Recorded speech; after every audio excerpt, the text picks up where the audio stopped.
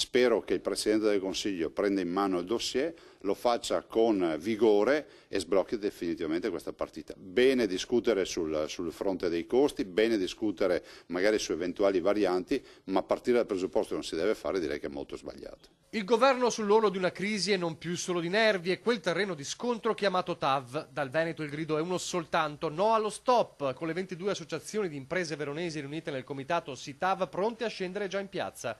Ma da Roma i segnali di distensione non ci sono. Luigi Di Maio a Palazzo Chigi rincara la dose. Il responsabile da parte della Lega dice oggi agitare lo spettro della crisi di governo, per di più per un punto, quello della ridiscussione della TAV, dopo l'analisi costi-benefici prevista dal contratto di governo. Cosa poteva accadere se avessi messo in discussione la legittima difesa, che non ho fatto e non farò, nel contratto di governo? Se avessi messo in discussione il decreto sicurezza. Ma da Palazzo Balbi il giudizio è uno solo. Qui non esiste il sentiment anti-TAV, noi difendiamo fino in fondo questa infrastruttura, siamo convinti che non sia solo un aspetto di modernità, ma anche di visione rispetto agli itinerari europei, itinerari internazionali dai quali il Veneto non può restare tagliato fuori. Intanto Zaia torna a parlare di autonomie e lo fa dopo che ieri a Roma ha incrociato il rivale di queste settimane, il governatore campano Vincenzo De Luca. Un incontro distensivo anche visivamente, ma non solo, se lo stesso De Luca oggi dice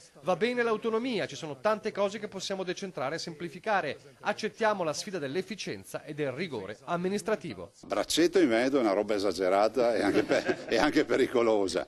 Direi invece che De Luca ha espresso disponibilità e volontà di portare l'autonomia in Campania, che è esattamente la visione che abbiamo noi. Il fatto che anche la Campania desideri iniziare questo percorso di autonomia che è responsabilità significa che la visione del futuro è la visione di un paese federale.